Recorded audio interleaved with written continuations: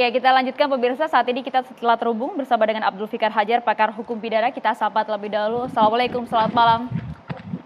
Waalaikumsalam. Selamat malam, Andromeda dan Maria. Ya, Pak Abdul Fikar, tadi kita telah dengar ya Pak pandangan dari Bang Egy, dari Bang Rasman juga. Kami ingin juga dengar perspektif Anda mengenai hal ini seperti apa?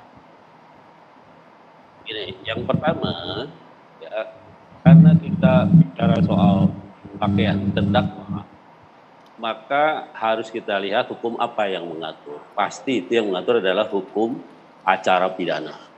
Ya. Nah, sepanjang yang saya ketahui, tidak ada ketentuan di dalam hukum acara pidana yang mengatur tentang pakaian secara khusus, gitu ya.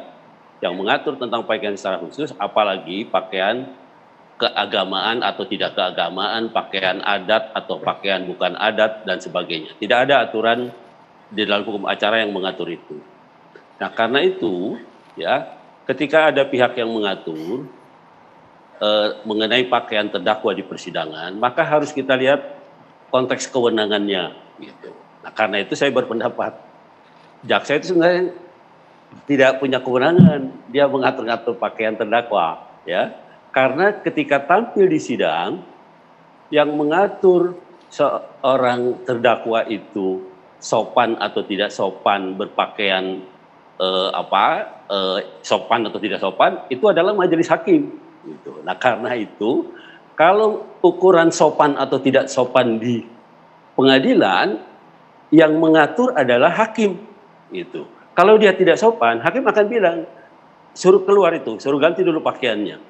Ya, karena di persidangan adalah sepenuhnya merupakan kewenangan majelis hakim. Nah, karena itu yang saya bilang di dalam beberapa kesempatan saya bilang Pak Jaksa Agung itu nggak ada kerjaan ngurusin pakaian terdakwa, karena terdakwa itu yang mengawasi pakaiannya sopan atau tidak sopan adalah majelis hakim, karena dia yang akan menilai apakah seorang itu bersalah atau tidak bersalah. Pak Abdul Fikar Hajar.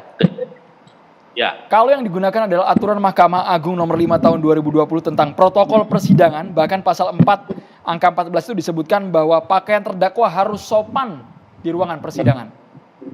Ya, artinya itu dasar hukum bagi hakim untuk mengatur pakaian terdakwa di persidangan.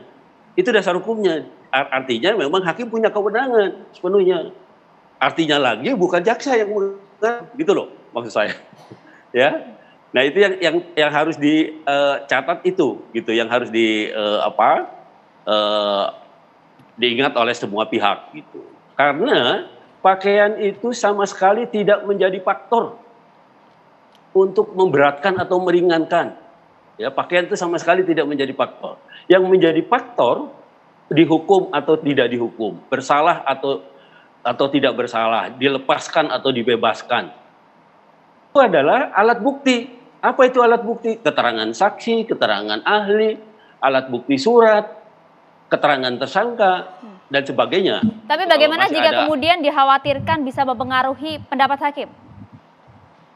Nah, itu yang menurut saya harus dilihat konteksnya. Begini, hakim itu saya kira, apalagi yang di Jakarta ya, Jakarta itu rata-rata hakim sudah 20 tahun lebih. Karena sebelumnya dia dilempar ke daerah. Ya, 20 tahun di daerah baru bisa masuk Jakarta. Biasanya seperti itu kalau hakim.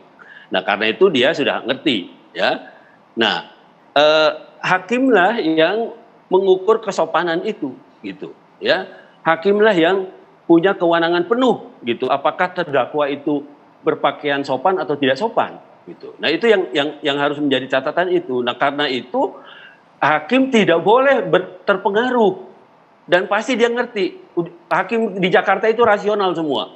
Tidak ada yang bisa mempengaruhi putusan selain itu tadi yang saya bilang alat bukti. Saksi, ahli, bukti surat, keterangan terdakwa, dan ya. Kalau menurut Bapak tidak penting, kenapa pernyataan dari Jaksa Agung sampai terlontar, Pak? Urusan pakaian juga menjadi fokusnya. Nah, itu pertanyaannya mestinya ke Jaksa Agung. Makanya saya bilang Kejaksaan Agung itu seperti nggak ada kerjaan ngurusin pakaian terdakwa. Itu padahal itu urusannya majelis hakim sebenarnya untuk menyatakan itu sopan atau tidak sopan, gitu loh. Nah, karena itu kalau tadi disebut ada putusan Mahkamah Agung, itu artinya sudah ada aturannya. Aturan tentang kesopanan di peradilan itu sudah ada, gitu. Dan itulah dasar hukum hakim untuk menentukan seorang itu sopan atau tidak sopan. Nah, indikator bahwa seorang itu tidak sopan, memakai pakaian yang tidak pantas, ya dia disuruh pulang oleh hakim. Sidangnya nggak jadi, atau sidangnya nanti diulang sebelum dia mau pakai pakaian sopan. Nah, itu indikatornya, gitu. Jadi bukan dia pakai pakaian agama atau tidak pakaian agama, pakai pakaian adat atau bukan adat, bukan itu. Tadi lantang Pak Abdul Fikar Hajar mengatakan tidak penting ngurusin pakaian. Ibu Irma Suryani tanggapannya.